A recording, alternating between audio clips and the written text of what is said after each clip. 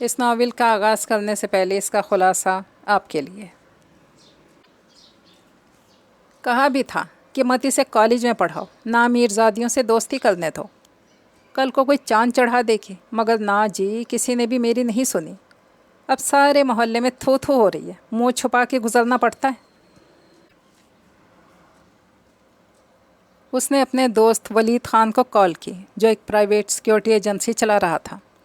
ولید، ایک کام تو کرو میرا، یہ ایک گاڑی کا نمبر ہے، مجھے جلدی سے پتہ کروا کر دو کہ یہ کس کے نام رجسٹرڈ ہے، فوراً۔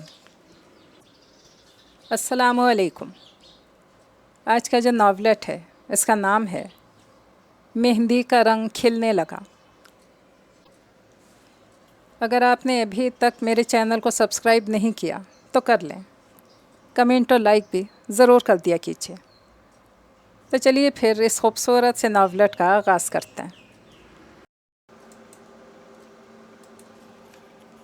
کمرہ گہری نیلگو روشنی میں ڈوبا خوبصورت خوابگاہ کا منظر پیش کر رہا تھا۔ جہازی سائز مسحری پہ ایک قیامت محو خواب تھی۔ اس نے دبے قدموں کھڑکی سے اندر کا رخ کیا۔ آنے والے نے صرف ایک سیکنڈ کے لیے اسے دیکھا اور ہاتھ جیب میں ڈال کر کلوروفارم میں بھیگا رومال نکالا اور ایک ہاتھ سے اسے قابو کر کے دوسرے ہاتھ میں دبا رومال اس کی ناک پہ رکھ کر اسے بے بس کر ڈالا۔ لمحہ بھر کو نسوانی وجود ہلا اور پھر ساکت ہو گیا۔ معاذ نے اسے اٹھا کر کندھے پر ڈالا۔ اس کے دراز بالوں نے گویا معاذ کے پورے وجود کو ڈھانپ لیا۔ وہ خاموشی سے دبے قدموں باہر نکلا اور اسے کندھے پر لادے باہر اندھیرے میں کھڑی گاڑی کے پاس آیا، جہاں جیرا اور فضل نے سب کچھ ٹھیک ہے کا سگنل دیا۔ مجھے دے دیں جی۔ جیرا اس کی مدد کے لیے آگے بڑھا۔ اس کا اشارہ معاذ کے کندھے پر بے ہوش پڑی لڑکی کی طرف تھا۔ نہیں، اسے ایک نہیں میں اس کی ناراضگی اور دبا دبا غصہ تھا۔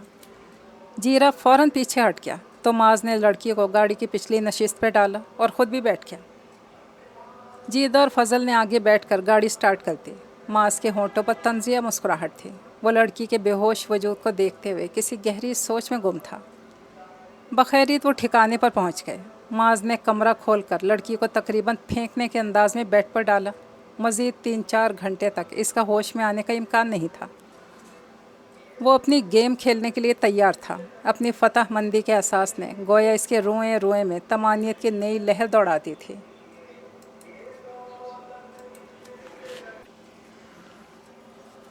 اوکے عامر، اب اجازت، نہ جانے رابیل سے کیا کیا سننے کو ملے گا۔ ماہم نے گاڑی سے اترتے ہوئے فکر مندی سے کہا۔ جواباً عامر نے اسے تسلی دی اور گاڑی واپس موڑنے لگا۔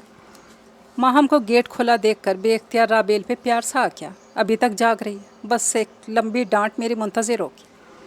خیر کوئی بات نہیں، اتنا تو اس کا حق بنتا ہے۔ وہ خود سے سوال جواب کرتے اپنے کمرے تک پہنچ گئی۔ اسے کسی گڑبڑ کا احساس ہوا۔ گیٹ سے چوکیدار غائب تھا۔ اگرچہ ماہم نے کہا تھا کہ گیٹ پہ وہ خود کھولے گی، مگر پھر بھی چوکیدار کی عدم موجودگی کا شدت سے احساس ابھی ہوا تھا۔ وہ جلدی سے اپنے کمرے سے نکلی اور پپا کے کمرے میں جھانکا۔ وہ سوئے ہوئے تھے۔ بوا بھی محو خواب تھیں۔ اس کی چاروں کزنز بھی پاؤں پسارے سو رہی تھیں۔ اسے محض 12:30 بجے ان سب کے سونے پہ حیرت سی ہوئی۔ وہ چاروں تو یوں جلدی سونے والی نہیں تھیں۔ رات گئے تک وہ ڈھولک بجاتی، ڈانس کرتی، اس کے جوڑے پیک کرتی، میوزک سنتی۔ اسی ہلے گلے میں رات گزر جاتی۔ پھر آج کیا تھا جو وہ چاروں کی چاروں سو گئی تھیں؟ اس نے اپنے کمرے میں جھانکا۔ بیڈ خالی تھا، البتہ نیچے فرش پہ رابیل کے جوتے پڑے ہوئے تھے۔ دوپٹہ بھی پاس تھا۔ رابیل، اس نے ہلکی آواز میں پکارا کہ شاید وہ باتھ روم میں ہو۔ مزید 3-4 بار پکارنے پر کوئی جواب نہ ملا تو اس نے پہلے باتھ روم کا دروازہ ناک کیا۔ وہ کھلتا چلا گیا۔ اندر کوئی نہ تھا۔ دھڑکتے دل سے اس نے تمام گھر چھان مارا کہ شاید وہ مذاق کر رہی ہو، اسے ستانے کے لیے چھپ گئی ہو۔ آج جب وہ عامر کی بے حد فرمائش اور ضد پہ اس کے ساتھ باہر گئی تھی تو رابیل نے اسے سخت سست سنائی تھی کہ اب شادی میں محض 2 دن تو رہ گئے ہیں اور تم لوگ بے باکی کے تمام ریکارڈ توڑ رہے ہو۔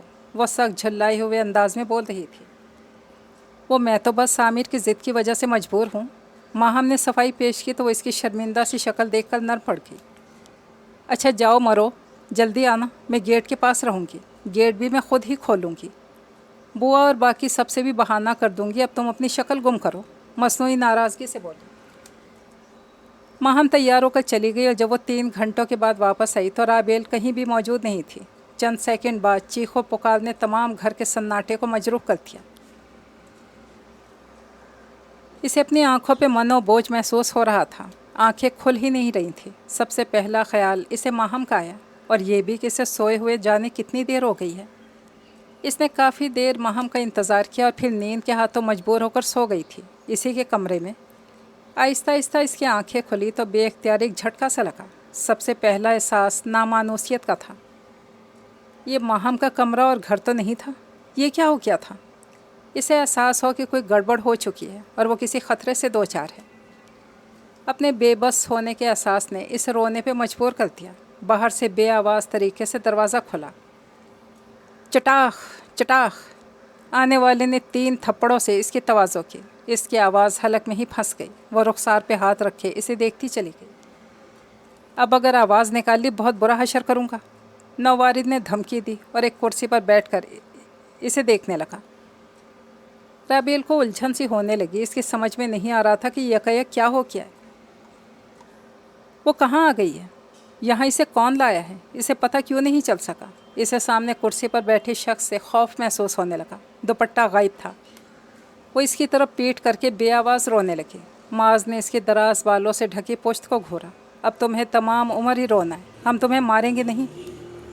सर्द सी आवाज़ में बोला तो राबेल के आंसू रुक गए। आप लोग कौन हैं? मुझे यहाँ लाने का मकसद क्या है? आंसू साफ करते हुए पूछने लगी। बता देंगे, बड़ी जल्दबाज हो, अपने बाप की तरह। जहरखंद होकर बोला। मेरा बाप? हैरत से बुड़बुड़ाई। चंद सेकंड वो इसकी पुश्त को घूरता रहा, फिर उठ गया। मैं जा रहा हूँ, दरवाज़ा बाहर से बंद होगा। तुम शौक़ से चीखो चिल्लाओ, इस वीराने में तुम्हारी आवाज़ सुनने वाला कोई नहीं है। वो कहकर बाहर निकल गया। मास को सख्त नींद आ रही थी। रात भर का जागा हुआ था। अब चंद घंटे सोना चाहता था। वैसे भी सुबह होने में ज़्यादा देर नहीं थी। इससे लड़की की तरफ से ज़्यादा ख़तरा भी नहीं था।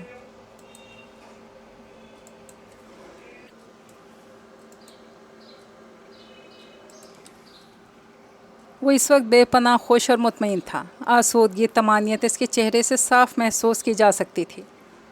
जीरा और फजल को इसने नाश्ते के लिए कह दिया था। सुबह की रोशनी नमूदार हुई तो जीदा नाश्ता लेकर राबेल के कमरे की तरफ बढ़ा। ट्रे ज़मीन पर रखकर दरवाज़ा खोलने लगा। अंदर बैठी राबेल चौंक गई। जीदे ने इसे घूरा। आओ जी, नाश्ता कर लो।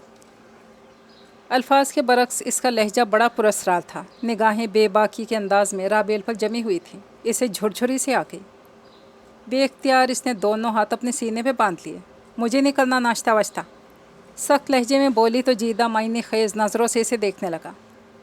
बहरहाल नाश्ता पड़ा हुआ है, जब करना हो तो कर लें। रहना तो अब यहीं है, इसलिए नखरे करने का कोई फ़ायदा नहीं। बाहर निकलते इसने मुत्तला किया। वो घुटनों में मुंह देकर रोने लगी। बैठे बैठे क्या उफ्ताद आ पड़ी थी।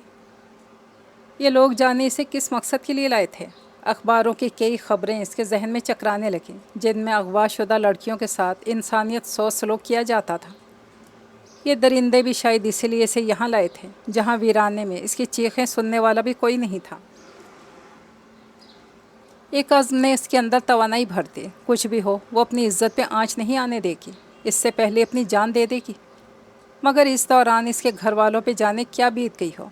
वो इसके गुमशुदगी के मुतालिक लोगों को क्या बता रहे होंगे, और ख़ुद उनके दिल में क्या होगा। ये सवाल ऐसे थे जिन्होंने इसके जहन को माफ़सा कर दिया। वो रोने लगी। कमरा अच्छा खासा कुशादा था। एक तरफ बेड और सामने दीवार के साथ सोफ़ा पड़ा हुआ था।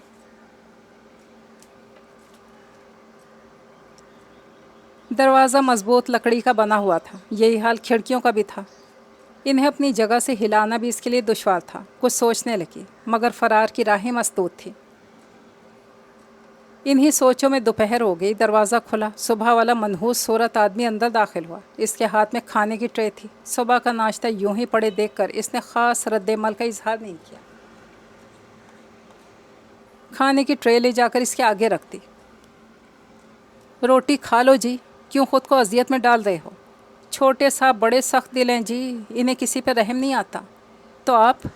इसने मकरूह हंसी हंसते हुए बात अधूरी छोड़ दी। राबेल के बदतरीन अंदेशे गोया हकीकत का रूप धारने लगे। वो अरबी सिमट गई।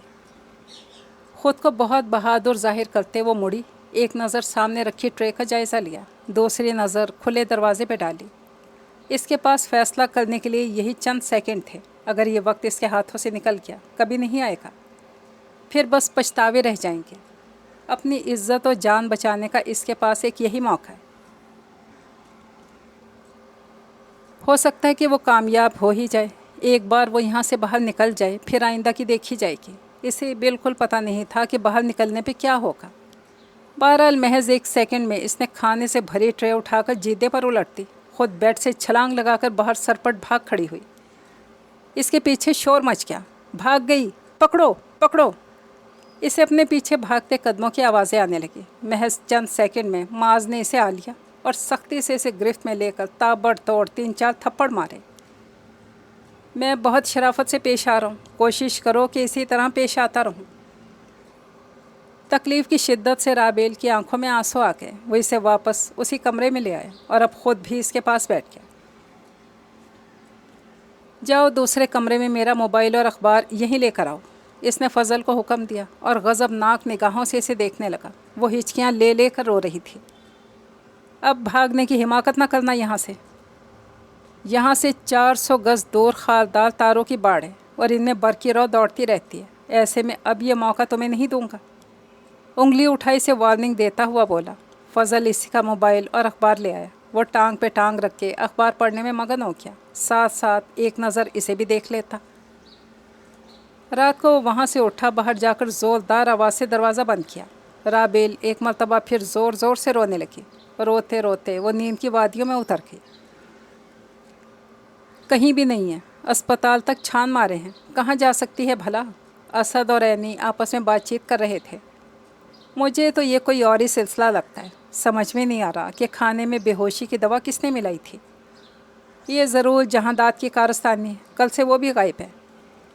آج ماہم کی بارات ہے اور رابیل کی گمشدگی کا راز رہے سہے لوگوں پر بھی کھل جائے گا۔ اس کے چچا چچی بھی بہت پریشان ہیں۔ چچی کا خیال ہے کہ رابیل کسی اپنے چاہنے والے کے ساتھ بھاگ گئی ہوگی، مگر میرا نہیں خیال، آخر بھاگنے کے لیے اس نے ہمارا گھر ہی کیوں چنا؟ وہ ماہم کی عزیز ترین سہیلی ہے، اس کے کردار کی پختگی کا میں بھی قائل ہوں، پھر بھی سمجھ میں نہیں آتی وہ کہاں گئی۔ 2 دن گزر چکے ہیں۔ ماہم کے گھر والے بہت پریشان تھے۔ ماہم پارلر تیار ہونے چلی گئی تھی، مگر اس کا ضمیر اپنی غلط بیانی پہ سے مسلسل کچوکے لگا رہا تھا۔ اس نے مما پاپا سے یہ بات چھپا لی تھی کہ وہ رات اپنے کمرے میں رابیل کو چھوڑ کر عامر کے ساتھ باہر گئی تھی۔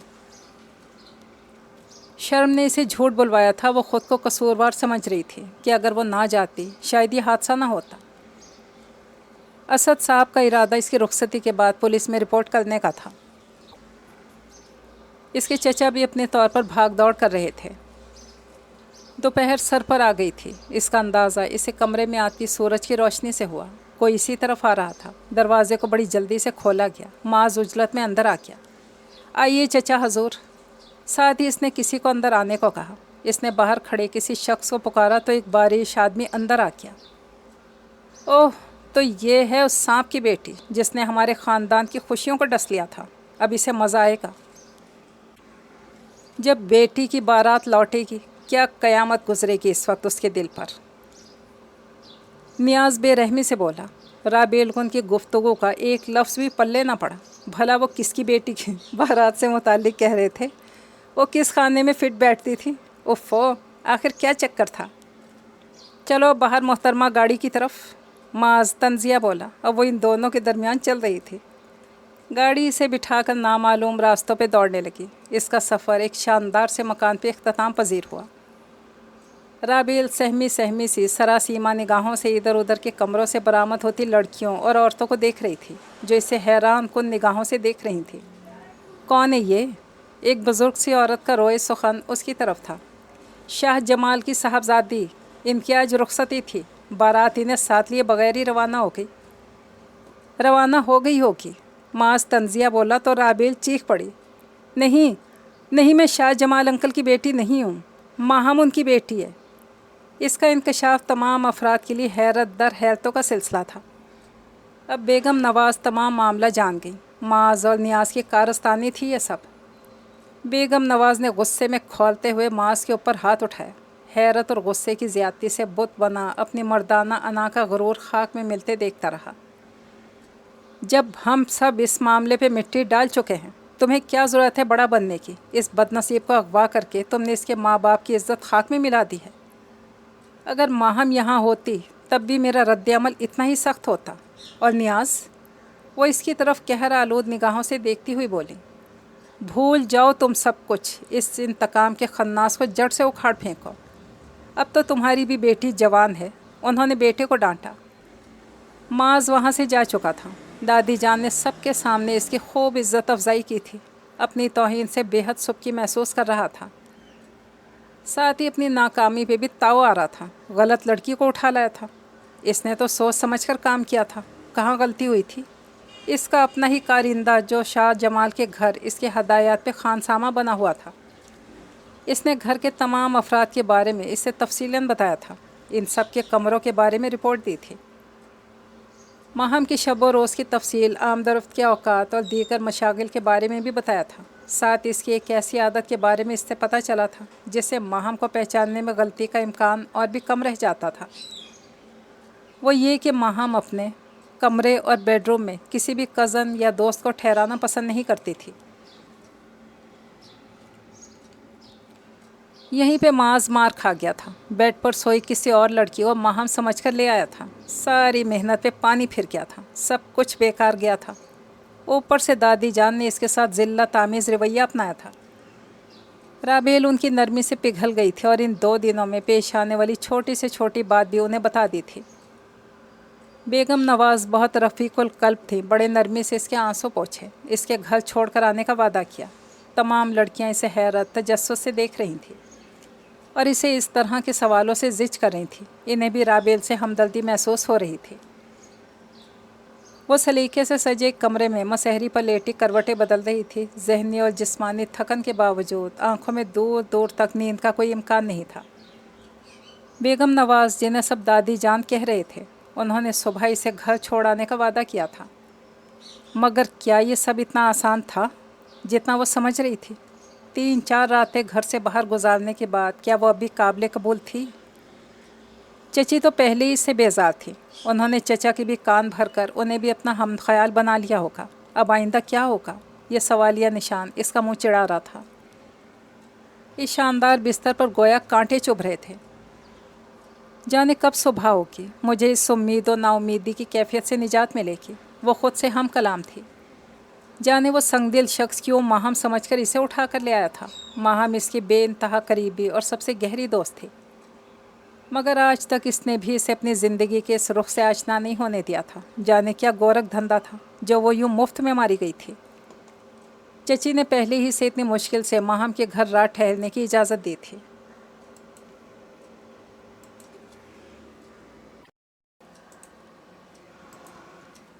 سونیا معاذ کی پھپھو تھی جو کہ کنواری تھی۔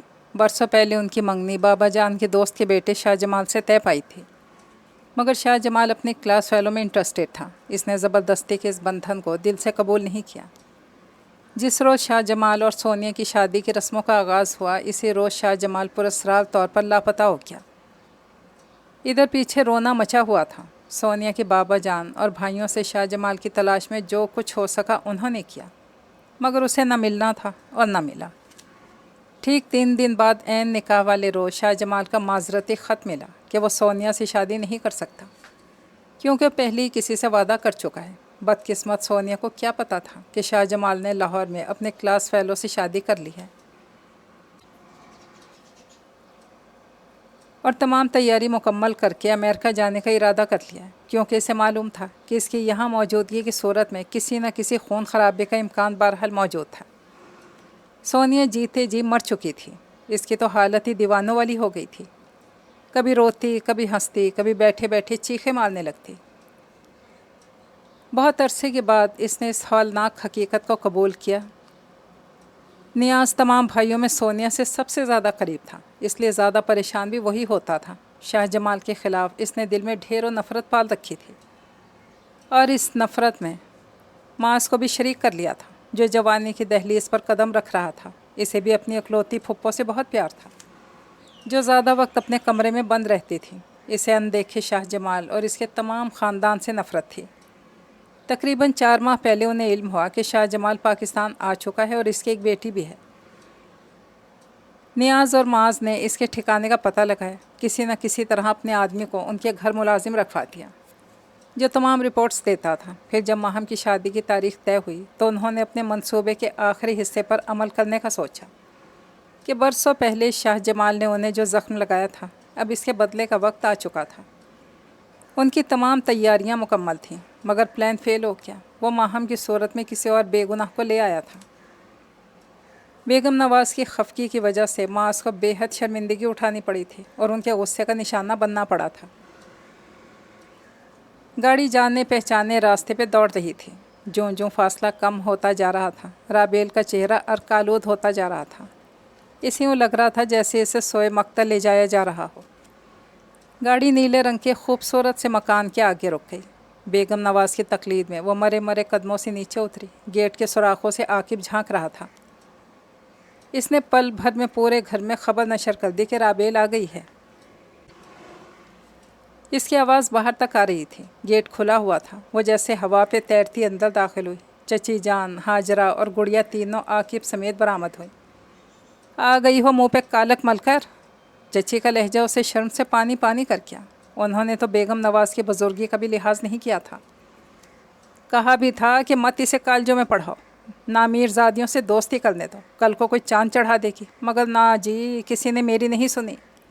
اب سارے محلے میں تھو تھو ہو رہی ہے، منہ چھپا کر گزرنا پڑتا ہے، اور یہ گندگی کی پوٹ، اس کے دیدہ دلیری تو دیکھو، کیسی ڈھٹائی سے گھر آ گئی ہے۔ نکل جاؤ فوراً۔ چچی کے تیور بڑے جارحانہ تھے۔ پہلی بار بیگم نواز نے مداخلت کی۔ بیٹی 2 گھڑی آرام سے بیٹھ کر میری بات تو سن دو، پھر جو مرضی چاہے کرنا، اصل میں سارا قصور ہمارا ہے۔ آپ حقیقت تو جان لیں، اس بچی کا کوئی قصور نہیں ہے۔ ہمیں معلوم ہے حقیقت کیا ہے، اور اس کے ڈھکوسلوں کو میں جانتی ہوں۔ وہ انتہائی حقارت آمیز لہجے میں بولی۔ بیگم نواز نے بڑی مشکلوں سے انہیں تمام قصہ بتایا، مگر وہ تو کوئی بھی بات جاننے کو تیار ہی نہیں ہو رہی تھی۔ اپنے چچا کے آنے سے پہلے یہاں سے نکل لو، ایسا نہ ہو کہ وہ تمہیں مار ڈالیں، خواہ الزام ہم پہ ہی آئے گا۔ وہ بہت بے مروت ہو رہی تھی۔ دیکھیں، جوان بچی ہے، آپ کا خون ہے، جو کچھ ہوا ہے اس کا تو قصور نہیں ہے۔ میرے پوتے نے غلط فہمی کی بنا پر اسے اٹھا لیا، جس سے میں شرمندہ ہوں۔ میں پوتے کو بھی لے کر آؤں گی، آپ سے معافی مانگے گا۔ بیگم نواز نے ایک آخری کوشش کی۔ ہمیں آپ کی معافی کھوئی عزت نہیں دلا سکتی۔ کیا اب ہم سر اٹھا کر چل سکتے ہیں؟ بہتر یہی ہے کہ آپ تشریف لے جائیں، اور تم بھی نکلو۔ انہوں نے ساکت و صامت کھڑی رابیل کو دھکا دیا۔ اس کی بدتمیزی پر بیگم نواز نے اپنے خاندانی جلال پہ بڑی مشکل سے قابو پایا۔ انہوں نے غصہ دبا کر نرم لہجے میں درخواست کی، مجھے اس بچی سے بہت ہمدردی ہے، بن ماں باپ کی بچی ہے، اسے معاف کرتے ہیں، بلکہ ہماری غلطی پہ ہمیں بھی معاف کرتے ہیں۔ اگر اتنی ہی ہمدردی ہے تو خود لے جائیں اسے، اب ہم سے مزید برداشت نہیں ہوتا۔ چلو حاجرہ، اندر چلو، دروازہ بند کرو، اسے باہر نکال کے۔ کھٹ کھٹ کرتی اندر چلی گئی۔ بیگم نواز نے آنسو بہاتے رابیل کا ہاتھ پکڑا اور باہر آ گئی۔ ایک دم وہ خود کو بہت تھکا تھکا محسوس کرنے لگی تھی۔ پھر اس سنگ دل عورت کی خود غرضی نے انہیں بہت تاؤ دلایا تھا۔ تم تو پہلی بے صاحبان تھی، معاذ کو کیا معلوم کہ کسی کی آہیں سے ڈبو سکتی ہیں، مگر غم نہ کرو، فی الحال میرے ساتھ چلو، تمہارے چچا کے ساتھ مل کر اس مسئلے کا حل نکالیں گے۔ میں تم سے معافی مانگتی ہوں، یہ معاذ نے کیا کر دیا؟ انہوں نے روتی رابیل کو اپنے ساتھ لگا کر تسلی دی، مگر اس کا تو پورا جسم خزاں رسیدہ آندھی کی زد میں آئے پتے کی طرح کانپ رہا تھا۔ سب نے ان کی واپسی کو حیرت سے دیکھا۔ نگاہیں سوالیہ انداز میں رابیل پہ جمی ہوئی تھیں۔ بیگم نواز نے ہونٹوں پہ انگلی رکھ کر خاموشی کا اشارہ کیا۔ بیٹا پریشان مت ہو، میں تمہارے چچا سے بات کروں گی۔ انہوں نے حوصلہ افزا انداز میں اس کی ہمت بندھائی، مگر اس کے دل پہ چھائی یاسیت دور نہ ہو سکی۔ اس وقت اس کی ساری امیدوں سے بنا تاج محل چکنا چور ہو گیا جب چچا جان نے بھی بیوی کے لہجے میں بات کی۔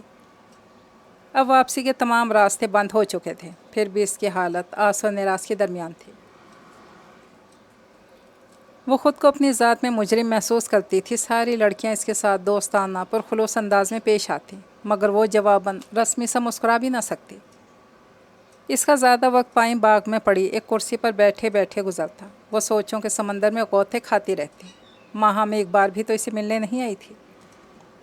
اس کی عزیز جان سہیلی ماہم جس کے دھوکے میں وہ یہاں لائی گئی تھی اور اسی پاداش میں ایک کبھی نہ ختم ہونے والی سزا کی مستحق ٹھہری تھی۔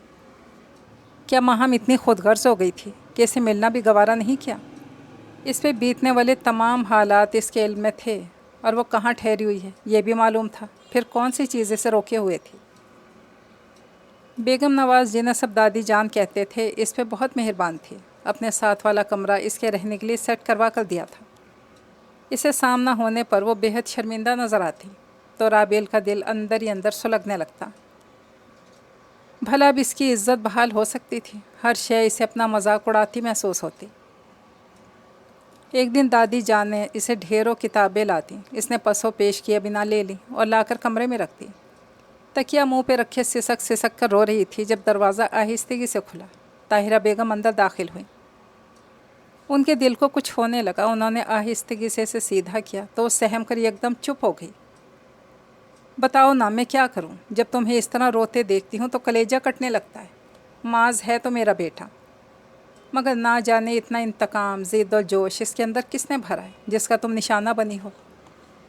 مظلوم کی دعا سیدھا عرش پہ پہنچتی ہے، تم اپنے لیے دعا مانگا کرو، اوپر والے کے ہر کام میں کوئی نہ کوئی مصلحت ہوتی ہے، ہو سکتا ہے کہ اسی میں کوئی بہتری ہو۔ تم خود غرض رشتوں کے لیے روتی ہو جنہوں نے تمہاری بات کو بھی سننا گوارا نہیں کیا تھا، اس چچا کے لیے روتی ہو جس نے بھائی کی بیٹی کا بھی لحاظ نہیں کیا ہے۔ یہیں پہ وہ بول پڑی، وہ میرے سگے چچا نہیں ہیں، دور پرے کے چچا ہیں، میرے اصلی چچا تو اسٹیٹ میں رہائش پذیر ہیں۔ آنسو پوچھتے ہوئے وہ بولی، دکھ تو اسی بات کا ہے کہ میں ناقابل اعتبار ٹھہری ہوں، میری صفائی بھی معتبر نہیں۔ تم بہت اچھی لڑکی ہو، اب رونا دھونا چھوڑو اور آرام سے سو جاؤ، اس یقین کے ساتھ کہ اوپر والے نے تمہارے حصے میں خوشیاں ضرور رکھ چھوڑی ہیں۔ میں نے معاذ کی وہ خبر لی ہے کہ ساری زندگی توبہ کرے گا، نالائق، تم سے معافی منگوا کر چھوڑوں گی۔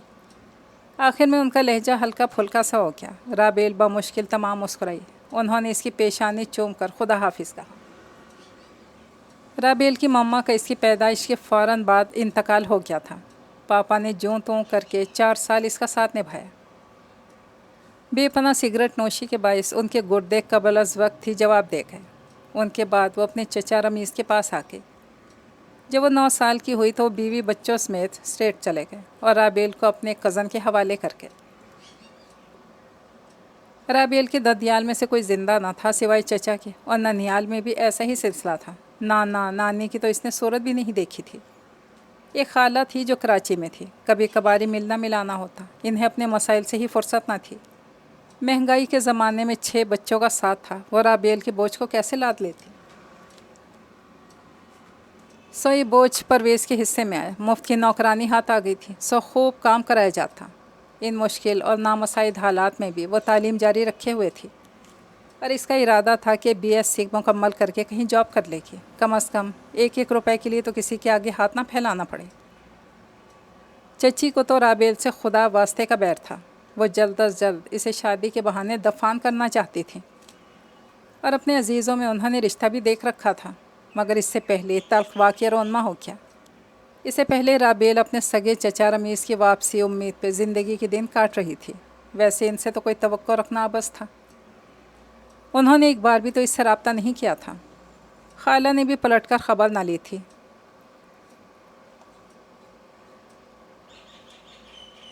رابیل ایک نئی شاعرہ کی کتاب پڑھ رہی تھی، اسے یوں محسوس ہوا کہ اس کے دل کے تمام زخموں کو اس شاعرہ نے لفظوں کی لڑی میں پرو دیا ہو۔ دادی جان نے اسے بہت اچھی اچھی کتابیں دی تھیں، اس نے حتی الامکان مصروفیات میں خود کو پھنسا کر زندگی گزارنے کی جد و جہد جاری رکھی۔ کبھی کبھی رمیز چچا سے رابطہ رکھنے کی خواہش ہمکنے لگتی، مگر دل مسوس کر رہ جاتی کہ ان کا ایڈریس تو اس کے پاس تھا ہی نہیں۔ سٹنگ روم میں ہنسنے بولنے کی آوازیں آ رہی تھیں، اسے تانیہ زبردستی گھسیٹ کر لے گئی۔ عجیب دھما چوکڑی مچی ہوئی تھی۔ جیسے ہی وہ اندر داخل ہوئی سب کو جیسے سانپ سونک گیا۔ معاذ اٹھ گیا، بظاہر تو وہ سب کے ساتھ تھی مگر ذہن کہیں اور ہی بھٹک رہا تھا۔ معاذ کو اس نے 3-4 بار دیکھا تھا، ہر بار نفرت کا احساس دو چند ہو جاتا۔ بوگن ویلیے کی باڑ کی پرلی طرف وہ تقریباً چھپ کر بیٹھی ہوئی تھی، بظاہر تو یوں ہی لگ رہا تھا کہ حقیقتاً ایسا نہ تھا۔ وہ عصر کی نماز اور تلاوت سے فارغ ہوئی تو تب سے ادھر ہی بیٹھی تھی۔ بہت عرصے بعد اس نے دلی سکون محسوس کیا تھا۔ چچا کے گھر میں باقاعدگی سے نماز پڑھا کرتی تھی، اس واقعے کے بعد اس نے خدا سے شکوہ کرنا شروع کر دیا تھا۔ محبت کے لہجے میں اسے پکارنا وہ بھول گئی تھی۔ دادی جان نے اس کی ذہین منتشر سامانی محسوس کر کے دھیرے دھیرے اس کی برین واشنگ شروع کر دی۔ دکھ اور غموں سے گھبرانا نہیں چاہیے، انہی حالات میں اپنے پرائے کی تو پہچان ہوتی ہے۔ اللہ غم دے کر آزماتا ہے، دکھ تکلیف مصیبت میں وہ اپنے پیاروں کو ہی مبتلا کرتا ہے، اور انسان کی بساط سے زیادہ بوجھ کسی پہ نہیں ڈالتا۔ انسان کو غموں میں مبتلا کر کے وہ اپنے پیاروں کا امتحان لیتا ہے۔ مجھے دیکھو، قیام پاکستان کا اعلان ہوا تو میری اس وقت نئی نئی شادی ہوئی تھی۔ ہم ناگپور میں رہتے تھے۔ پاکستان کی محبت اتنی شدید تھی کہ اپنا شہر، اپنا گھر بار، زمین جائیداد اور جمع جمایا کاروبار چھوڑ کر ہجرت کی۔ راستے میں ہمارے قافلے میں بلوائیوں نے حملہ کر دیا۔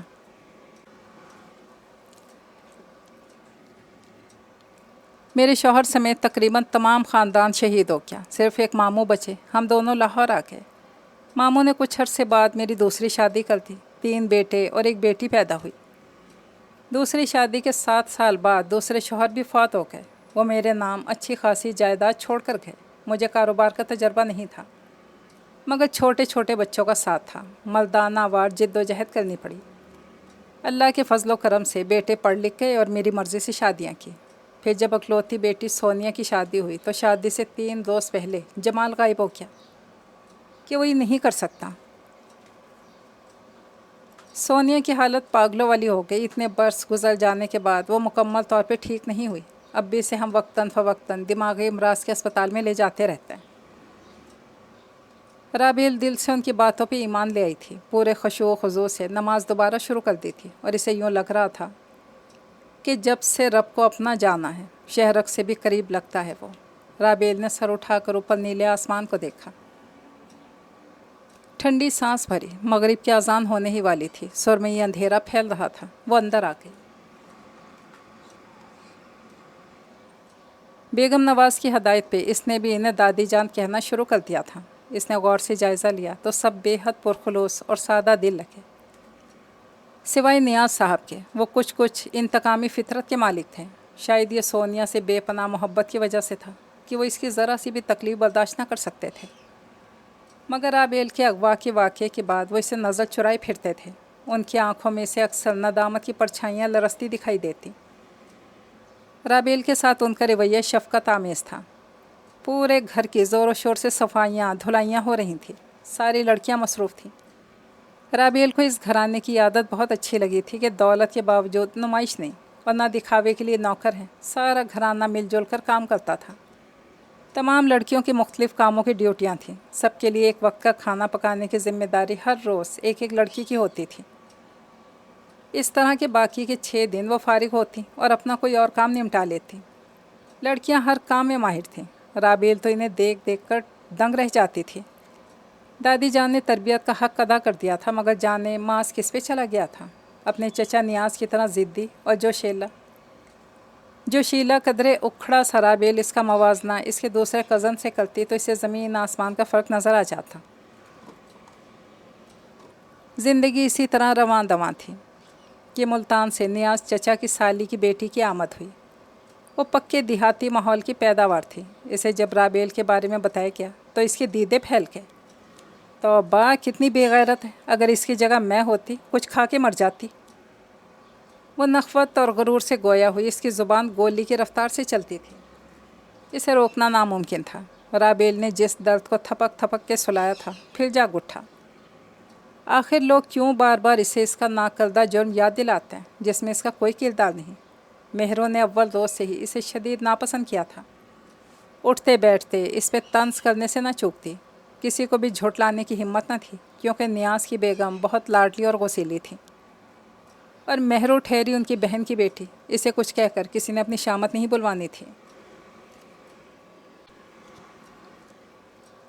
ڈیک فل آواز میں بج رہا تھا۔ ساون کی پہلی بارش ہوئی تھی۔ نوجوان نسل جوش و خروش سے موسم کو انجوائے کر رہی تھی۔ تانیہ اور شائنہ پکوڑے تل تل کر باہر ٹیرس پر کھڑے کزنس میں بھیج رہی تھیں۔ رابیل کچن کے سامنے سے گزری تو تانیہ نے اسے آواز لگائی۔ اندر آنے پہ پکوڑوں سے بھری پلیٹ دے کر اوپر ٹیرس پہ پہنچانے کو کہا۔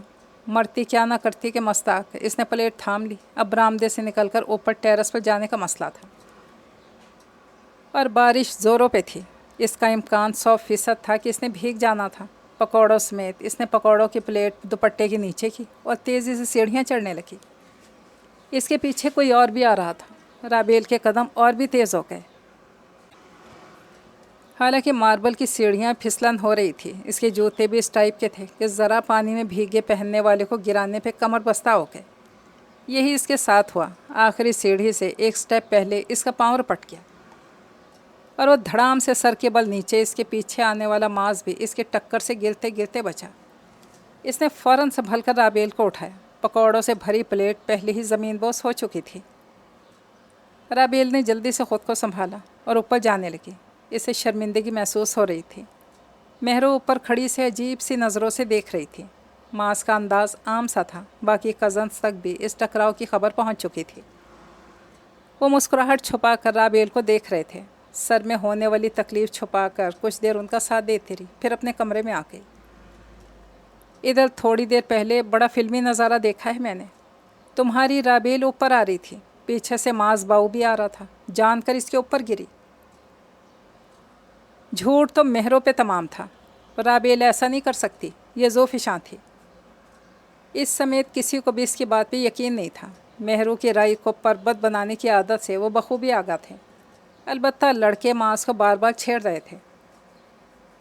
वलीद को 14वीं बार इसके कान में शरारत से गुनगुनाए तो मास भिन्ना क्या, खामखा ज़रा सी बात को अफसाना बना दिया गया था। आइंदा आने वाले चंद दिनों में मेहरो साहिबा ने पूरे घर में मशहूर कर दिया कि माज और राबेल का चक्कर है। बात बुज़ुर्गों तक भी पहुंची। पल भर में माज और राबेल को मंसूब कर देने का फ़ैसला कर लिया गया। वो तो बेचारी साकित से रह गई। दिली जज्बात छुपाने में इसे मलका हासिल था।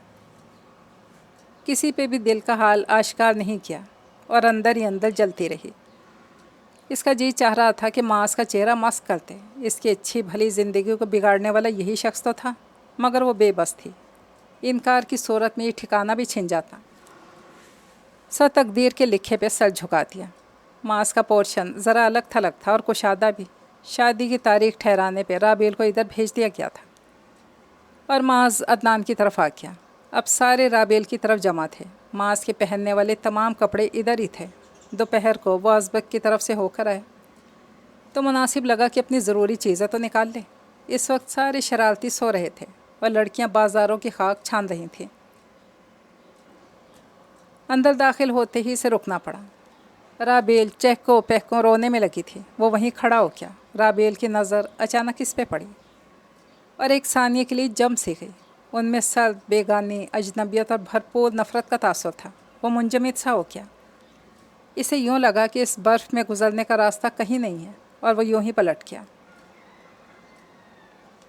मास का दिल बेहद बुरा सा हो रहा था और राबेल ने इसके साथ पाकिस्तान टूर पर जाने से इनकार कर दिया था। इसके बहाने इतने शानदार होते थे कि वो अशश कर उठता। इस बार इसका कहना था कि इसे घर से बाहर निकलने से खौफ आता है।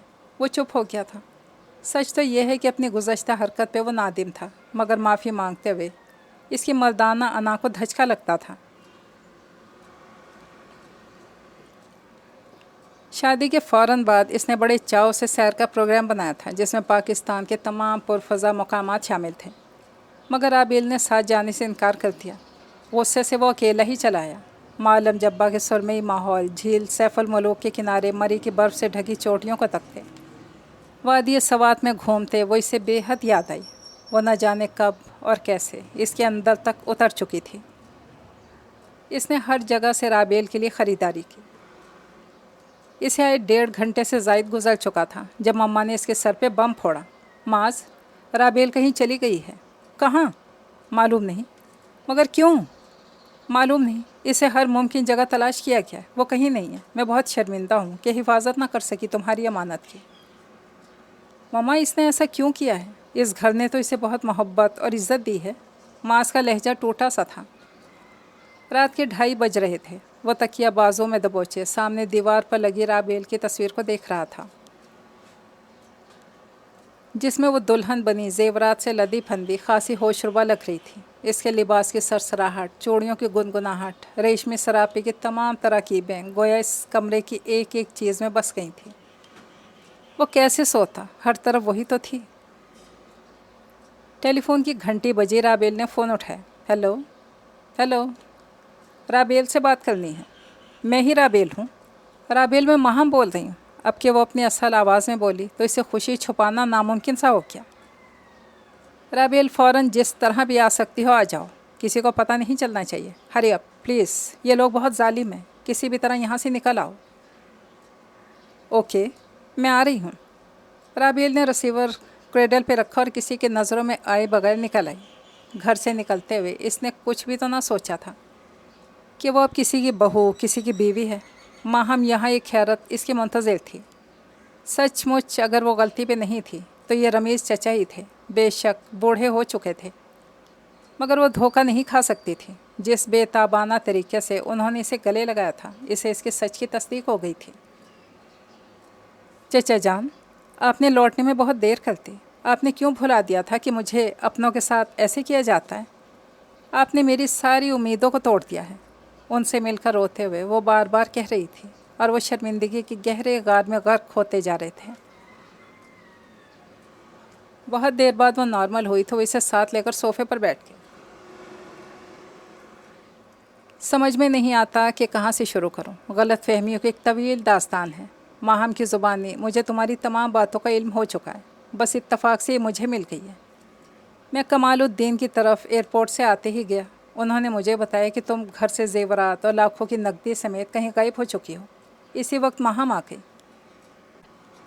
اور اس جھوٹ کا پول کھول دیا۔ وہ دونوں میاں بیوی آئیں بائیں شائیں کرنے لگے۔ تمہاری خفگی بجا ہے، مگر جو میرے ساتھ گزری ہے وہ بھی تو سن لو۔ تم بچپن کی دہلیز پہ کھڑی تھی جب میں تمہیں یہاں پوری طرح مطمئن ہونے کے بعد چھوڑ کر گیا تھا۔ میں ہر ہفتے تمہیں فون کرتا رہا۔ میرا ارادہ تھا وہاں مکمل طور پہ سیٹ ہونے کے بعد تمہیں بلوا لوں گا۔ ہر ماہ میں تمہارے خرچے کے لیے ایک معقول رقم بھجواتا رہا۔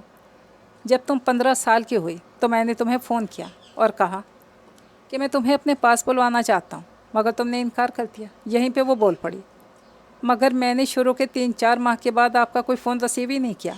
میری سن لو، پھر اپنا کہنا۔ خیر، میں نے سوچا کوئی بات نہیں، تم کمال الدین کے گھر میں زیادہ خوش ہو۔ میں ہر ماہ تمہیں جو رقم بھجواتا تھا، تم نے کہا کہ اس میں اضافہ کیا جائے۔ تمہارے خط مجھے ملتے رہتے تھے۔ 4 ماہ پہلے مجھے تمہاری فون کال ریسیو ہوئی۔ تم نے کہا کہ میڈیکل کالج میں زیر تعلیم ہوں، خرچہ پورا نہیں ہوتا۔ میں نے فوراً 5 لاکھ بھجوایا۔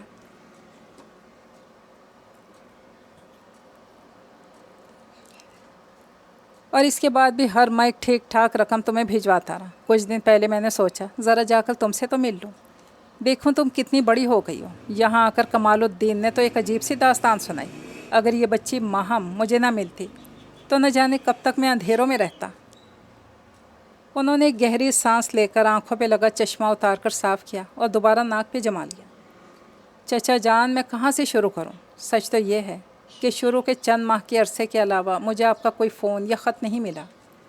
میں جلتے کڑتے ہی بڑی ہوئی۔ نہ میں نے کبھی آپ سے کہا کہ میں میڈیکل میں زیر تعلیم ہوں، مجھے اتنا روپیہ چاہیے۔ میں تو وہاں 1-1 روپے کے لیے ترستی رہی، اپنے من کو مارتی رہی اور اندر ہی اندر یہ سوچ کر گھلتی رہی کہ میرے اکلوتے چچا کو میرا خیال نہیں۔ میں نے کمال چچا سے کئی بار آپ کو خط لکھنے کی خواہش کا اظہار کیا، مگر وہ صاف دامن بچا کے کہ ان کے پاس آپ کا کوئی عطا پتہ نہیں، نہ آپ نے دیا ہے۔ میں چھوٹی چھوٹی خواہشوں کو مارتی رہی کہ میری قسمت ہی یہی ہے۔ پھر وہ تلخ واقعہ پیش آیا تو مجھے گھر میں گھسنے ہی نہیں دیا کیا۔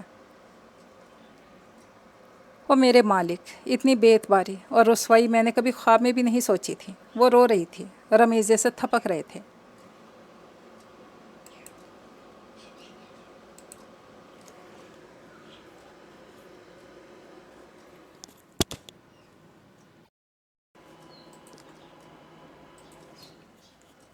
کمال درانے کا تو میں حشر کر دوں گا۔ وہ تو اچانک میرے جی میں سمائی کہ میں پاکستان جا کر تم سے ملوں، دیکھوں کیا حال ہے۔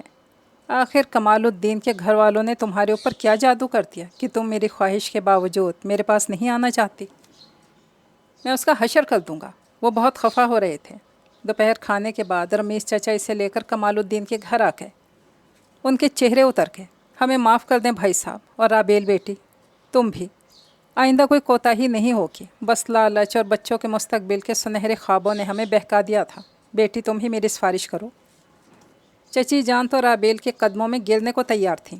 وہ شرمندہ سی ہو گئی۔ پل بھر میں اس کا دل بڑا ہو گیا۔ چچا جان، میں نے انہیں معاف کیا، آپ بھی کر دیجیے نا۔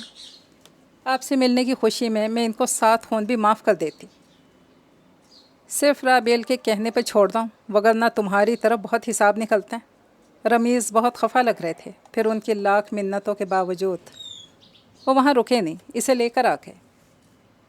ماہم کے پاس آئے کیونکہ اس نے بڑے خلوص سے پیشکش کی تھی کہ کچھ روز وہ ان کے ہاں ہی قیام کریں۔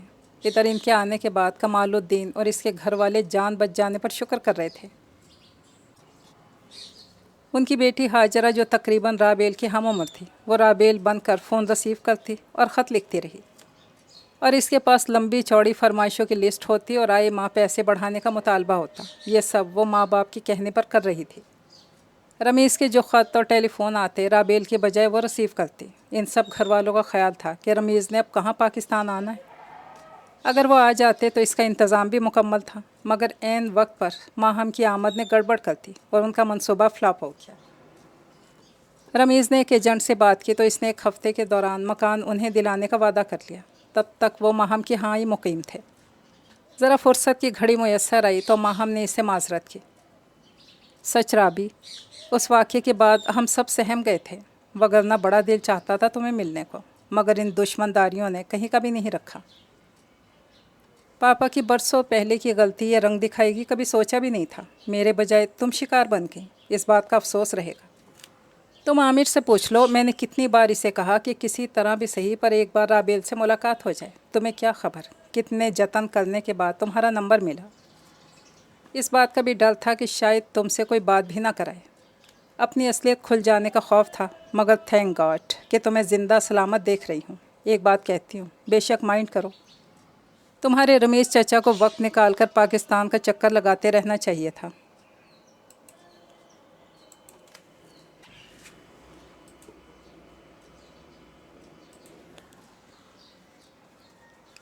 شاید تمہیں یہ حالات پیش نہ آتے جو آئے ہیں، پھر کمال الدین کی خود غرضی اور لالچ نے بھی تمہیں بہت نقصان پہنچایا۔ میں نے بھی تمہیں ہرٹ کیا ہے، مگر مجبور ہوں، ہو سکے تو مجھے معاف کر دینا۔ آخر میں وہ رو پڑی تو رابیل نے اسے لپک کر گلے لگا لیا۔ اس کے لیے اتنا ہی بہت تھا۔ رمیش چچا کہہ رہے تھے کہ میں ان لوگوں پہ کیس کرنے کا ارادہ رکھتا ہوں جنہوں نے تمہیں اغوا کر کے حبس سے بے جا میں رکھا۔ اس کے تو ہاتھ پیر ٹھنڈے پڑ کے۔ نہیں چچا، جو ہوا سو ہوا، اس کا کوئی فائدہ نہیں ہے۔ اس کی کوشش تھی کہ اس کے لہجے سے اضطراب نہ جھلکنے پائے، اس لیے انہوں نے اپنی شادی کے بارے میں بھی نہیں بتایا، بلکہ ماہم کو بھی نہیں۔ انہوں نے اسے عجیب سی نگاہوں سے دیکھا۔ It's okay, as you wish. انہوں نے کندھے اچکائے۔ سی ڈی پر جنید جمشید کو تانیہ بڑے غور سے سن رہی تھی۔ پاس پڑی راکنگ چیئر پر معاذ آنکھیں بند کیے لیٹا تھا۔ بظاہر تو وہ پرسکون لگ رہا تھا، مگر اس سکون کے پیچھے بڑا طوفان پوشیدہ تھا۔ رابیل نے یوں اچانک غائب ہو کر اسے توڑ پھوڑ دیا تھا۔ پورے گھر کے لیے یہ شوق لگنے والی کیفیت تھی، مگر اس کا زیادہ اثر معاذ پر ہی ہوا تھا۔ شادی کے بعد محض چند دنوں میں اپنی سوگواری اور دھیمے مزاج، جھکی جھکی پلکوں سمیت خود کو مجرم گردانتی رابیل اسے بھی پیاری لگنے لگی تھی۔ بے شک اس کے رویے سے گرم جوشی اور اپنائیت مفقود تھی، مگر معاذ کے دل میں تو کوئی کھوٹ نہ تھا۔ ایک زندہ جیتے جاگتے وجود پہ ملکیت کا نشہ اسے مدہوش رکھتا تھا۔ اس کی بے تابی کے اظہار پہ رابیل کے چہرے سے جھلکتا خاموش سا غصہ اسے اور بھی دلکش بنا دیتا تھا۔ آخر وہ کہاں چلی گئی تھی؟ اس نے اپنے طور پہ بھی اسے تلاش کیا، مگر وہ نہیں ملی۔ یوں تھک ہار کر ناکام ہو جانے کے بعد معاذ کو اپنے ضبط کی رگیں ٹوٹتی محسوس ہوتی۔ کوئی دن ایسا نہ گزرتا تھا جب رابیل کے یوں جانے کا ذکر ہوتا۔ معاذ نے کسی کے علم میں لائے بغیر ماہم کے والدین کے گھر سے بھی پتہ کروایا تھا، مگر وہاں سے بھی ناکامی کا منہ دیکھنا پڑا تھا۔ اب لے دے کے اس کے پاس رابیل کی دل جلاتی یادیں ہی رہ گئی تھیں۔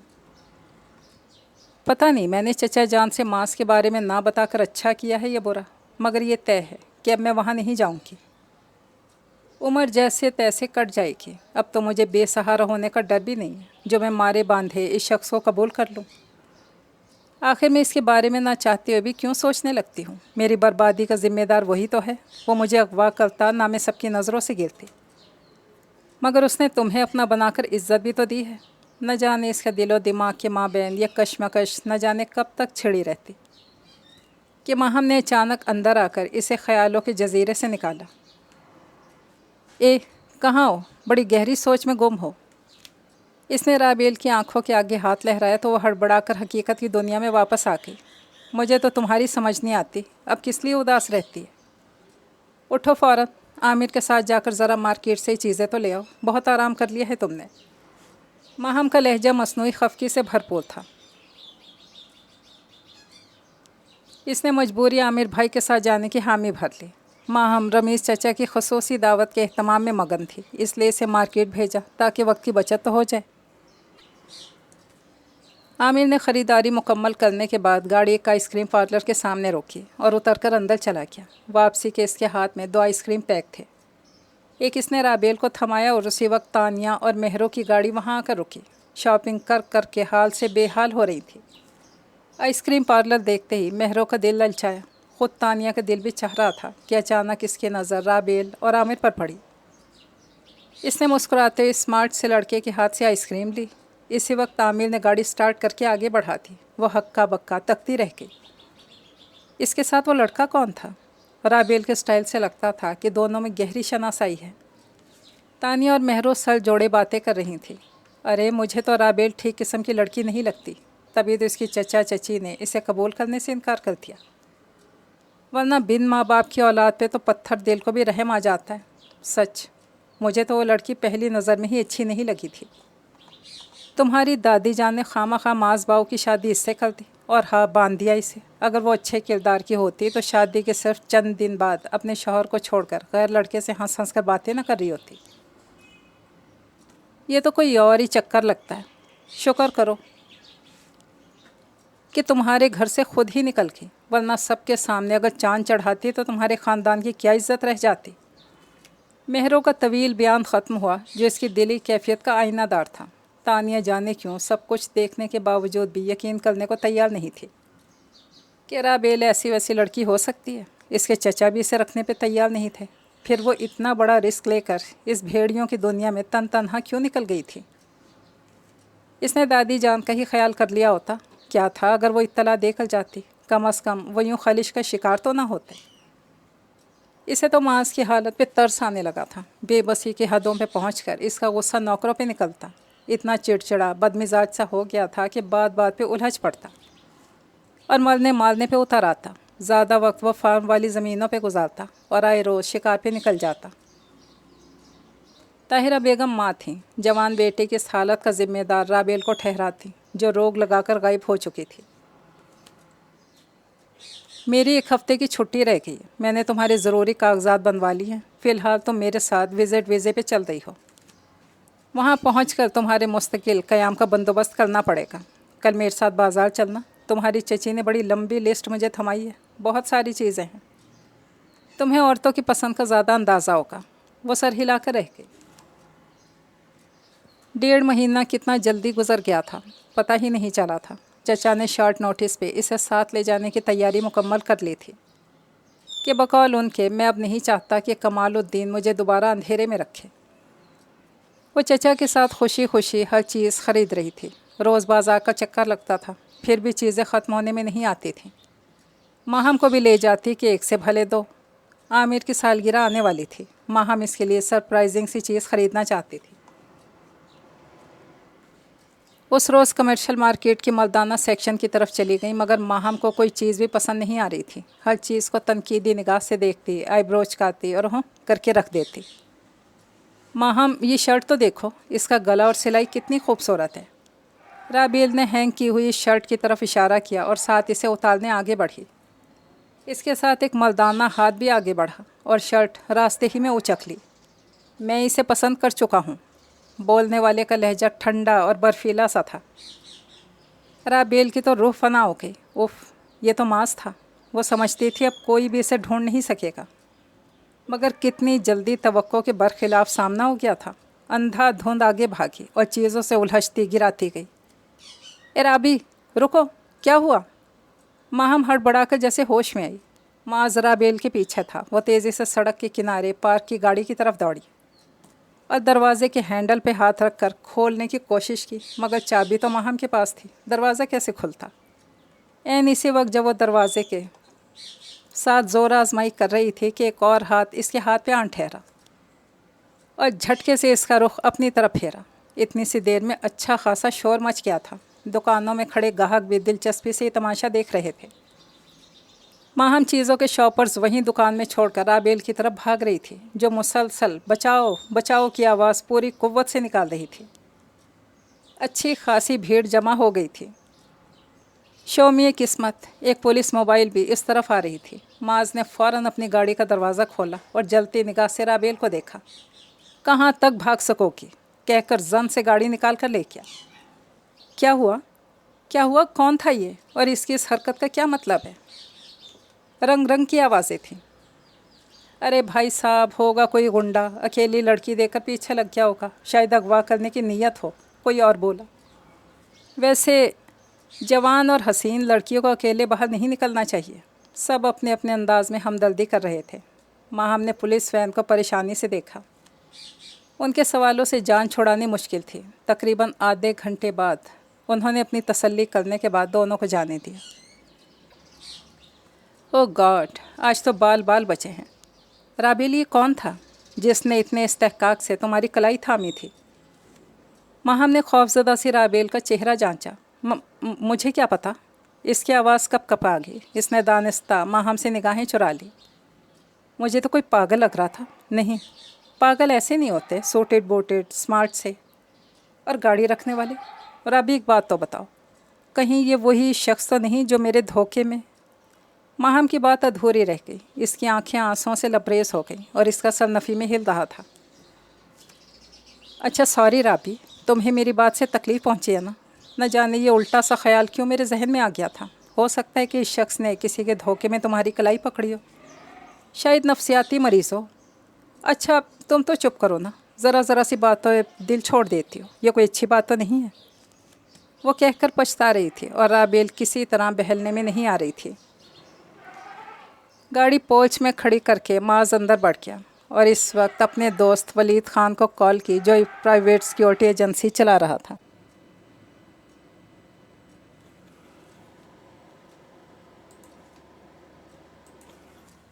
اچھا خاصا بارسوخ شخص تھا۔ معاذ کو 100% یقین تھا کہ ولید خان یہ کام ضرور کرتے گا۔ ویسے خود بھی وہ کر سکتا تھا، مگر کسی مصلحت کے سبب اس نے ولید سے کہنا مناسب سمجھا۔ سلام دعا کے بعد اصل موضوع پہ آیا۔ ولید، ایک کام تو کرو میرا، یہ گاڑی کا نمبر ہے، مجھے جلدی سے پتہ کروا کر دو کہ یہ کس کے نام رجسٹرڈ ہے، فوراً۔ اوکے، تمہارا کام ہو جائے گا۔ نیازی کے بائیں ہاتھ کا کھیل ہے، میں شام میں تمہیں رنگ کر کے بتا دوں گا۔ ولید نے اسے یقین دہانی کرائی۔ معاذ نے موبائل آف کر کے سینٹر ٹیبل پر رکھا اور اے سی آن کر کے بیڈ میں نیم دراز ہو گیا۔ اسے ہرگز توقع نہیں تھی کہ رابیل اچانک یوں اسے ٹکرائے گی اور اس کا برتاؤ اتنا روکھا پھیکا اجنبیت بھرا ہوگا۔ وہ تو اس سے پوچھنا چاہتا تھا کہ تم بغیر بتائے گھر چھوڑ کر کہاں غائب ہو گئی ہو، مگر اس کا رد عمل اتنا شدید تھا کہ وہ کچھ کہنے کی پوزیشن میں نہیں رہا تھا۔ اوپر سے لوگ بھی جمع ہو گئے تھے۔ اسے اپنی پرواہ نہیں تھی، مگر رابیل کو دیکھ کر ترس آ گیا تھا، جو اتنے لوگوں کے سامنے تماشے کے خیال سے گھبرائی جا رہی تھی، ورنہ وہ اس کی ٹھیک ٹھاک خبر لیتا۔ معاذ نے اس کی گاڑی کا نمبر ذہن نشین کر لیا تھا۔ اب کہاں بھاگ کر جاؤ گی؟ اس نے یوں دانت پیسے جیسے ان کے نیچے رابیل ہو۔ بہت دن کے بعد بے قرار دل کو تسلی ملی تھی۔ اسے دوبارہ ملنے کا خیال بڑا سرور انگیز تھا۔ آہستگی سے دروازہ چرچرایا تو اس نے بے اختیار سر موڑ کر دیکھا۔ مہرو کھڑی تھی۔ آ جائیں بھائی۔ وہ سیدھا ہو گیا۔ وہ جھجک رہی تھی، ساتھ اس کا انداز بڑا محتاط سا تھا، مبہم نگاہوں سے اسے دیکھ رہا تھا۔ ایک بات کرنی ہے مجھے آپ سے معاذ باؤ۔ اس کے معاذ باؤ کہنے پر وہ مسکرا دیا۔ ٹھیک ہے، کریں۔ پھر میں ہمہ گوش ہوں۔ پوری توجہ سے اس کی طرح متوجہ تھا۔ مہرو نے اس روز آئس کریم پارلر کے سامنے والی مٹ بھیڑ کے بارے میں بتایا تو وہ چوکنا ہو گیا۔ اس کے ساتھ ایک بڑا پیارا سا لڑکا بھی تھا۔ دونوں ہنس ہنس کر باتیں کر رہے تھے۔ اس لڑکے نے رابیل کو آئس کریم بھی کھلائی تھی۔ मेहरों ने अपनी तरफ से इजाफा किया तो मास को गुस्से ने आ लिया कि तानिया इतने रोज़ से आगाह होने के बावजूद इससे छुपा रही है। वो इसी वक्त तानिया के सर पे जा पहुंचा। वो इस नागहानी से घबरा गई। मास भाई, मैं आपको बताना चाहती थी, आपकी परेशानी में इजाफे के डर से नहीं बताया। वो डलते डलते बोली। अच्छा, इसके साथ कौन था? एक लड़का था, वो आइसक्रीम लेकर फ़ौरन चला गया था। बस चंद सानिये की बात थी। माज ने मेहरों वाली बात का भी बताया तो तानिया को गुस्सा आ गया। भाई, आप भी बस हर आदमी की बात का यकीन कर लेते हैं। मेहरों की आदत का मुझे पता है। हर बात को बढ़ा चढ़ा कर पेश करना इसकी फितरत है। मैंने तो ऐसा कुछ नहीं देखा। मेहरों को तो सांप भी रस्सी नज़र आता है। इसका लहजा बहुत तल्ख हो रहा था। मेहरों के ख्याल में इसके अपने सिवा तमाम लड़कियां मशकूक हैं। अभी परसों ही मुझे आज़म साहब की 45 साला बेवा के बारे में कह रही थी कि मुझे ये औरत ठीक नहीं लगती है। लगती है आप आंटी जबीन से वाकिफ़ है ना? वो किस मिजाज और किरदार की हैं। सारा मोहल्ला उनकी इज़्ज़त करता है। मगर तानिया रह रह कर मेरे दिल में ये बात खटकती है। राबेल घर से क्यों चली गई है? सब इसके साथ इतने अच्छे तरीके से पेश आते हैं। मेरी मोहब्बत में भी कहीं कोई कमी नहीं। बारहा मैंने इसे इस तल्ख वाक़ये के बारे में ढके छुपे अंदाज में शर्मिंदगी ज़ाहिर की थी। फिर इसने ऐसा क्यों किया है? यह हम सब की मोहब्बतों की तौहीन है जो मैं बर्दाश्त नहीं कर सकता। इसका जवाब जल्द या बदेर राबेल को देना पड़ेगा। इसका लहजा कतई था। तानिया इसको देख कर रह गई। शाम को वलीद का फ़ोन आ गया। इसका काम हो गया था। वलीद ने एड्रेस और फ़ोन नंबर नोट कर लिया। इसके सर पे पहुंचना चाहता था। राबेल जल्दी सो गई थी। परसों इसे पाकिस्तान छोड़कर स्टेट चले जाना था। न जाने क्यों सोने से पहले खफीफ सा एहसास जुर्म सताने लगा था। इसे माँ से अपना टकराव याद आ गया। वो कितने गुस्से में था। क्या मुझे गुस्सा करने का हक़ नहीं है? माज ने मेरे साथ लाइल्मी या धोखे में जो कुछ किया, क्या वो कम है? फिर इस मेहरों के रिमार्क, वो मुझे मखमल में टाट का पेवन कहती है। मुझे दादी जान को ये बात ज़रूर बतानी चाहिए थी। दिमाग दुरुस्त करके रख देती, मगर इसकी खाला बहुत पावरफुल है। मेरी कहाँ दाल गलती इस मेहरों के जुमले जो तीर की तरह लगते हैं। अब भी मेरे दिल को याद आने पर ज़ख्मी कर देते हैं। अच्छा हुआ जो मैं इस इम्तहान गाह से आ गई। सोचते सोचते वो नींद के आगोश में उतर गई। मास की ज़ुबानी पूरी कहानी सुनने के बाद माहम के मुंह से बेख्तियार ओह माय गॉड निकला। तौबा, कितनी गहरी है ये लड़की। मुझे अपनी शादी की हवा भी नहीं लगने थी। कोई बात भी तो नहीं की। मेरी तरह रमीज़ अंकल भी लाइल्म है। अच्छी खबर लूँगी इसकी। मुट्ठियाँ बार बार खोल और बंद कर रही थी। माज जब वलीद के दिए गए एड्रेस पे पहुंचा तो आमिर से मुलाकात हुई। जब वो इसे अंदर लाया तो माहम पहली नज़र ही में इसे पहचान गई। इसे तारुफ होने पर वो घबराई भी। शायद वो यहाँ भी किसी इंतकामी कार्रवाई के सिलसिले में ही आया हो। मगर इससे होने वाली गुफ्तगू से इसका एक खदशा भाप की तरह उड़ गया। माज तो बहुत अच्छा था। जाने इस वक्त मेरे जहन पे इंतकाम का भूत शिद्दत से क्यों सवार हो गया था जब मैंने हरकत की। असल में नियाज़ चचा फुप्पो से बहुत मोहब्बत करते हैं, लेकिन अपनी दानिस्त में इस तरह करके अपनी तस्कीन करना चाह रहे थे। मगर दादी जान ने तो खूब लताड़ा और महज मेरी वजह से राबेल नफ़रत का निशाना बनी। मैं चाहता हूँ कि आपके और मेरे ख़ानदान के माबैन बरसों पुरानी रंजिश का ख़ात्मा हो जाए। इसके लहजे में सचमुच खलूस था। हम सब भी यही चाहते हैं। इसका क्रेडिट भी बिला वास्ता राबेल को देना पड़ेगा कि वो फिर से दो ख़ानदानों को जोड़ने का सबब बनी है। माहम ने कहा। अब रमीज़ अंकल को भी सारी बात बतानी पड़ेगी, क्योंकि कल इन मोहतरमा की फ़्लाइट है। शुक्र करें कि मिल गई है, वरना बैठे हाथ मल रहे होते। माहम ने इसे छेड़ा तो मुस्कुरा दिया। वैसे ये बात मुझे भी उलझन में डाल रही है कि इसने घर क्यों छोड़ा। ज़रूर इसके पीछे कोई वजह होगी। अब ये वजह तो कल ही मालूम होगी। मैंने इसकी ठीक ठाक क्लास लेने का प्रोग्राम बनाया। नहीं माज भाई, ऐसा मत कीजिएगा। राबी ने बहुत दुख सहे। ऐसा वैसा ख्याल अगर आपके जहन में है तो निकाल दें। माहम ने फ़ौरन राबेल की तरफदारी की तो आमिर और माज दोनों मुस्कुरा दिए। अरे बाबा जल्दी करो, देर हो रही है, फ़्लाइट मिस ना हो जाए कहीं। माहम गाड़ी में बैठी चिल्ला रही थी। रमीज़, आमिर और वो तीनों राबेल का इंतज़ार कर रहे थे। बिलाखिर वो आ गई, सूजी सूजी आँखों समेत। राबेल खामोशी से पिछली सीट पर बैठ गई और आमिर ने गाड़ी स्टार्ट कर दी। रमीज़ अंकल को भी बताकर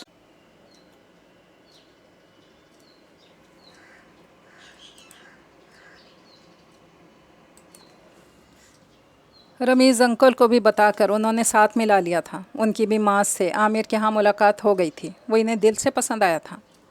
अब उन्हें राबेल को यहाँ छोड़कर जाते हुए सचमुच कोई डर या अंदेशा नहीं था। इसके पास मास जैसा मजबूत सहारा और मुखलिस साथी था।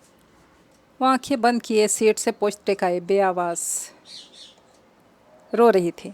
मोहतरमा में कितनी अना है, अब फूट भी दे कि मैंने नहीं जाना, मुझे उतार दें, हकीकत बता दे, बच्चू छोड़ूंगी नहीं। माहम ने दिल में दांत किचकिचाए। गाड़ी रुक गई तो राबेल ने आंखें खोल दी कि शायद एयरपोर्ट आ गया और बिछड़ने का मरहला आ पहुंचा है।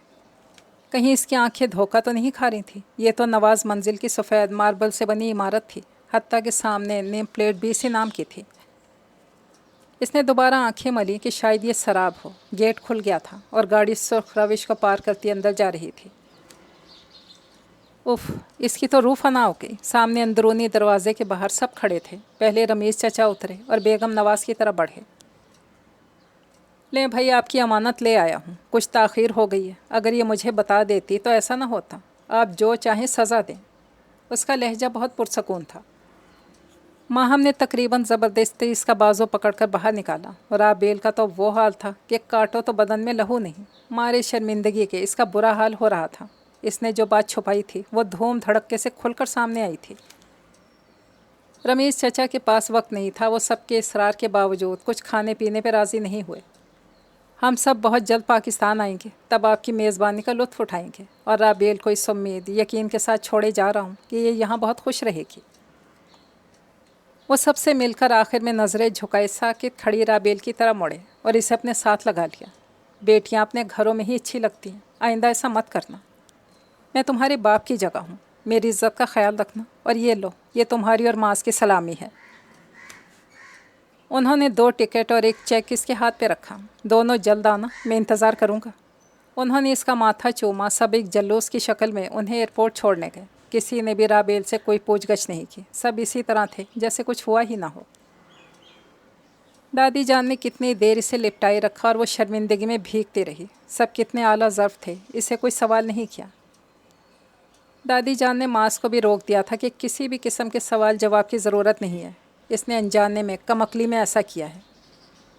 उनके सामने तो वो खामोश रहा। बाद में तानिया के सामने इसने खूब दिल की भड़ास निकाली थी। इधर बादल गरज रहे थे और उधर वो बरस रहा था।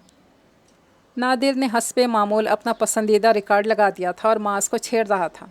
राबेल को यूँ लगा कि जैसे वो यहाँ से कहीं गई ही नहीं है। वही मौसम था, वही माहौल था। किचन से सोंधी सोंधी खुशबुएँ उठ रही थीं और पकौड़ों के लिए वैसी ही छीना झपटी हो रही थी। बस मेहरों की कमी थी, वो हफ्ता भर पहले ही चली गई थी। राबेल के दिल से अभी भी डर दूर नहीं हुआ था, क्योंकि मास नज़रें मिलाई इसे खश्मगी निगाहों से देखता था, जैसे कच्चा ही चबा जाएगा। सोमिया ने पकौड़ों की भरी प्लेट राबेल के हाथ में थमाई। जाओ, ये मास को दे कर आओ। इसके लहजे से शरारत फूटी पड़ रही थी। मैं नहीं जाती। क्यों भाई? सोमिया ने लहजा संजीदा ही रखा था। बस ऐसे ही। वो इसे रुख मोड़कर खड़ी हो गई और सिंक में पड़े बर्तनों से छेड़छाड़ करने लगी। दूसरे दिन माहम और आमिर आए। इन्हें बड़े एहतराम मोहब्बत से अंदर ले जाया गया था और ख़ातिर मदारात हो रही थी। इसका क्रेडिट बजा तौर पे मास को जाता था। वो सब असद साहब के घर गए थे। वो बहुत शर्मिंदा थे। सोनिया भी गई थी और खाली खाली नज़रों से असद को देखती रही थी, जो गर्दिश वक्त के बाइस बहुत बदल गया था। बहरहाल अब सारी रंजिशें ख़त्म हो गई थी। जाते जाते आमिर और माहम ने इन दोनों को डिनर की दावत दी। माहम तो राबेल से बात ही नहीं कर रही थी। तौबा, कितनी घुन्नी हो तुम, मुझे बताया ही नहीं। वो अभी तक शिकवा के ना थी। ये क्या बताएंगी? मार्केट में मुझे देखकर ऐसे भागी जैसे मैं कोई इफ्रियत हूँ। माज भी साथ था। माहम और आमिर हल्की हल्की बूंदाबांदी में रुखसत हो गए। लड़कियाँ बाहर पड़ी चीज़ें पहले ही समेट कर अंदर रख चुकी थीं। महकमा मौसमियात वालों का कहना था कि बड़ी शदीद बारिशें होगी। दोपहर के खाने की तैयारियां हो रही थीं। आज बड़ा एहतमाम था। राबेल की वापसी की खुशी में 3-4 लड़कियां इकट्ठी ही किचन में मसरूफ़ थीं। राबेल भी शामिल हो गई, मगर सोमिया ने इसे अलग बिठा दिया। आज हम पकाएंगे और आप खाएंगे। वो सलाद बना रही थी कि इसके मशाक हाथ बड़ी तेज़ी से चल रहे थे। इतने में माज ने अंदर झांका और जायज़ा लेने लगा। भैया, आप सबको दादी जान याद फरमा रही हैं। राबेल बर्तनों वाली अलमारी की ओट में हो गई, मगर वो देख चुका था। राबी तुम इन चीज़ों को देखो, पकने के करीब हैं, हम आते हैं। वो तीनों मांस की चालाकी भांप गई। राबेल हैं करती ही रह गई और वो नज़रों से ओझल हो गई। चूल्हे के पास आ गई। शुक्र है कि मसरूफ़ रहने का बहाना मिल गया था, वरना वो हाथों की लर्जिश को कैसे छुपाती। खामखा एक पतीली का ढक्कन उठाया तो वो खन खन करता नीचे गिर गया। इतना ही बहादुर है तो फिर बड़े बड़े काम करने की क्या ज़रूरत है? कम अज़ कम पतीली का ढक्कन तो संभालने का सलीका होना चाहिए। फिर घर से यूँ छुप कर जाने की प्रैक्टिस करनी चाहिए। इसने तंज किया। हटो, मैं खुद देखता हूँ। इसने लहजा संजीदा कर लिया, मगर वो जान गई कि माज मजाक कर रहा है। इसने ऐसा कोई काम इसे करते नहीं देखा था। पानी तक मंगवा कर पीता था, ये इसके बस का काम नहीं था। इसी वक्त इसका सामना करना मुश्किल था। वह ताहिरा आंटी के पास आ गई। उनके पास दादी जान भी बैठी थी। खैर से अपने घर आ गई हो, अल्लाह नसीब अच्छा करे। ये मेरे कपड़े इस्त्री कर दो। ताहिरा ने इसे शर्मिंदगी के हिसार से निकालने के लिए काम बताया। उनका हरबा कारगर हुआ। वो सचमुच शांत और पुरसकून होकर उनके कपड़े इस्त्री करने लगी और बड़े सलीके से फिर हैंग करके वार्डरोब में रखे। फारिग होकर पलटी तो दादी जान ने इसे अपने पास बैठने का इशारा किया। वह नज़रें झुकाए बैठ गई। दोनों इसकी उलझन से आगाह थीं। जो कुछ कहना है कह डालो, उन्होंने हौसला दिया। इसने भी तमाम बातें, वो वजूहात जो घर छोड़ने का बाइस बनी, सब कुछ बता दिया। दादी जान और आंटी, आई एम सॉरी, मेरा ऐसा कोई इरादा नहीं था। मेहरों ने ही कई बार मुझसे तल्ख और नाजायज़ बातें की जो मैंने दिल में रखी और किसी से जिक्र नहीं किया। जब माहम का फ़ोन आया तो इसने मुझे चचा के बारे में बताया। मैं कसदन किसी को बगैर बताए निकल आई। इसने राजदारी की शर्त आयद की थी। वहाँ जाकर मेरा इरादा बदल गया। मेहरों की बातों का भी गुस्सा था। चुप करके बैठी रही कि अगर किसी को मेरी परवाह होती तो पता चला लेंगे। और हमने तुम्हारा पता चला लिया, ढूंढ निकाला ना तुम्हें। मगर आइंदा ऐसी गलती ना करना। हर बार शायद इंसान ऐसे ज़र्फ़ का मुजाहरा ना करे। अब तुम शादीशुदा हो, इज़्ज़त हो हमारी, हम सब तुम्हें चाहते हैं। तुम हमारी अपनी हो, तुम्हारी एक मजबूत हैसियत है, जबकि मेहरो एक मेहमान के अलावा और कुछ नहीं है। अब जाओ, सब में बैठो। देखो तो मौसम कितना खूबसूरत हो रहा है। लड़कियां बालियां तो बड़ा लुत्फ़अंदोज़ होती हैं। तुम भी जाओ। ताहिरा ने प्यार से इसके माथे पर आए बाल पीछे किए तो राबेल को अपने अंदर नई तवानाई दौड़ती महसूस हुई। शीशे की खिड़कियों के बाहर बरसती बारिश का नज़ारा बड़ा दिलफरेब था। सब्ज़ लॉन, सब्ज़ घास, सब्ज़ पौधों के पस मंज़र में यह सफ़ेद इमारत बड़ी भली लग रही थी। सारा माहौल निखरा निखरा सा था। इसे अपनी ज़िंदगी में छाया जमूदियत लख्त हटता महसूस हुआ। दिल हर किस्म के अंदेशों से पाक एक नई लय पर धड़क रहा था। इसने दाखिली कमरे का दरवाज़ा खोल दिया। बारिश की एक मुँह ज़ोर पौछाड़ी से भिगो गई। सामने फैले घास के वसी मैदान में नौजवान नस्ल बेफिक्री से बारिश एंजॉय कर रही थी।